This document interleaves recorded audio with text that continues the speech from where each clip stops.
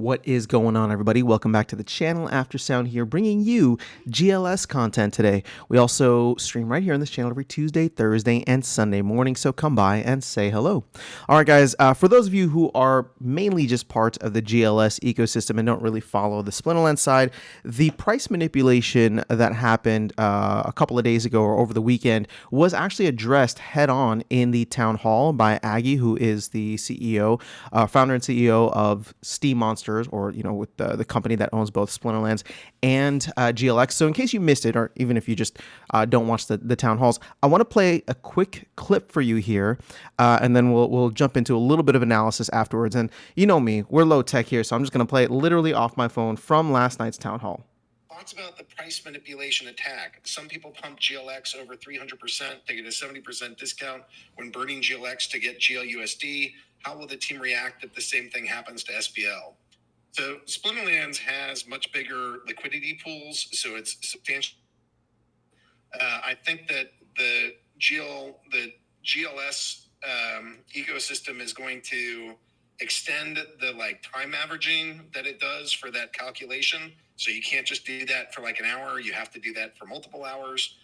And also, we're going to start implementing some of the liquidity pool rewards, which again make that much harder to do. It can happen in Splinterlands, but somebody would have to put in a lot of money to make that. That's enough for now. All right, so you heard there two major things, right? They want to increase the weighted average window, so it's not just about an hour. It could take multiple hours, and this attack then can't be done where you can only just pump the price real quick and then immediately burn. You would have to have the price pumped for a significant amount of time, giving people more time to sell GLX if they see all of a sudden we do a 3x in price again, or 4x in price. You see that, you can see that people have the opportunity to sell. It creates a little bit more of a a struggle, I guess, for people who are just trying to manipulate the price. Now, that's not necessarily the way that I would have wanted it to go.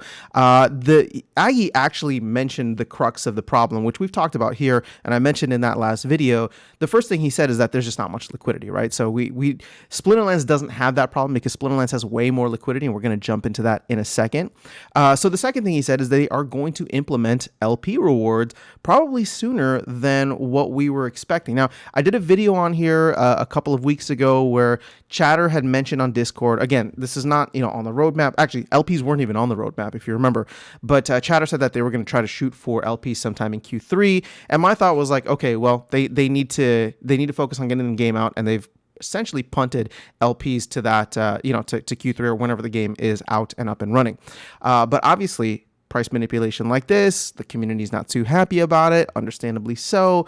The team knows now that they need to add some liquidity, right? Whether that comes from the DAO, like people are talking about in Discord, or if they can implement the LP rewards, then that's something that we can all get in on. And these LP rewards will go for 65 months, and I'd rather get that clock ticking now than in 3 to 4 months from now. So I'm all for it. I think that it's great. I'm glad that the team is addressing it head on. Again, there's no right solution to this. I can understand the weighted average being increased. I don't want the weighted average to be a couple of days, but the weighted average should, again, if it increases a little bit just to make it just that much harder for price manipulation, I'm okay with that. I just don't want that to be the only tool used in the toolbox, because at the end of the day, price volatility, I know people don't necessarily like it, but it's just a product of the market. If there's enough money coming in, it doesn't matter what market it is, right? That the price is going to be volatile. It's going to go up and down, and people will be able to take advantage. So again, whale games, right? In something like GLX, with something like GLX, you don't need to be that big of a whale, right? It only took 50K to move. And I know 50K seems like a lot of money, but that's significantly less than it would take to move the Splinterlands or SPS token, and significantly less than it would take to move major markets and Bitcoin, Ethereum. And then you go up higher than that. And we're talking about the stocks of Apple and Microsoft. So obviously, the smaller the market, the easier it is, the less money it's required. And so ultimately, it's still whale games, but it's a whale whale in this small pond that we are in. So let's go ahead. You can see here, I'm looking at the hourly. This is when the spike happened, but I do actually want to go over to TribalDex and look at the pools for GLX. And you can see here that SPS GLX has about $31,000 in liquidity, and then your Swap.Hive and GLX is about $14,000. So that's not very much, and especially when we compare it to something like, let's pull in SPS. And I don't know why this is something that I'm going to dig into maybe for a future video if I can find more information, but there's $17 million worth of liquidity for SPS and the Axie Infinity token. So, that could be interesting. But we look at something like Swap.Hive and SPS, which is more of a parallel. That's 800,000, over 800,000. DEC SPS has 2.7 million. I mean, even Swap.ETH and SPS is 55,000. That's double what's in the SPS GLX. So there's just way more liquidity out there for SPS. And obviously this is still relatively small compared to a lot of other markets out there.